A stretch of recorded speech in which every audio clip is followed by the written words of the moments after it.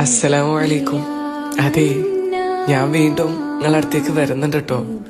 നിങ്ങളുടെ ജീവിതത്തിന്റെ തിരക്കുകൾക്കിടയിൽ മറഞ്ഞുപോയ ഹൃദയങ്ങളെ ഒന്ന് സ്നേഹത്തോടെ തട്ടിപ്പുണരാൻ ഞാനാണ് പരിശുദ്ധമാക്കപ്പെട്ട റമളാൻ. നിങ്ങളുടെ വിശപ്പിലെ ദരിദ്രരുടെ വേദനയെ ഓർമ്മിപ്പിക്കാൻ, നിങ്ങളുടെ ദാഹത്തിൽ ആത്മാവിന്റെ ശുദ്ധിയെ തേടിപ്പിടിപ്പിക്കാൻ, ഒരു വർഷം നീണ്ട കാത്തിരിപ്പിന് ശേഷം ഞാൻ വീണ്ടും നിങ്ങളുടെ വാതിൽക്കലെത്തിയിരിക്കുകയാണ്. വീടും പരിസരമൊക്കെ വൃത്തിയാക്കുമ്പോൾ നിങ്ങളുടെ മനസ്സും വൃത്തിയാക്കണം. വേദനിപ്പിച്ചവരോടും കുറ്റം പറഞ്ഞവരോടും ക്ഷമ ചോദിക്കണം.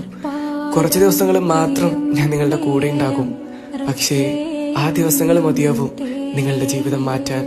എന്നെ ഭയന്നല്ല, സ്നേഹത്തോടെ സ്വീകരിക്കണം. തെറ്റുകൾക്ക് പടച്ചവനോട് മാപ്പ് ചോദിക്കണം. മറന്നുപോയ ബന്ധങ്ങളെ ചേർത്ത് പിടിക്കണം.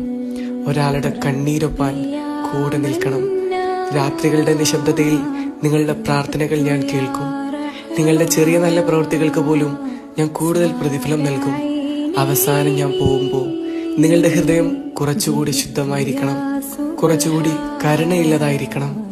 കൂടുതൽ സ്നേഹത്തോടെയും ഹൃദയശുദ്ധിയോടെയും സഹനത്തോടെയും എന്നെ സ്വീകരിക്കുമെന്ന വിശ്വാസത്തോടെ, സ്നേഹത്തോടെ പരിശുദ്ധമാക്കപ്പെട്ട റമളാൻ.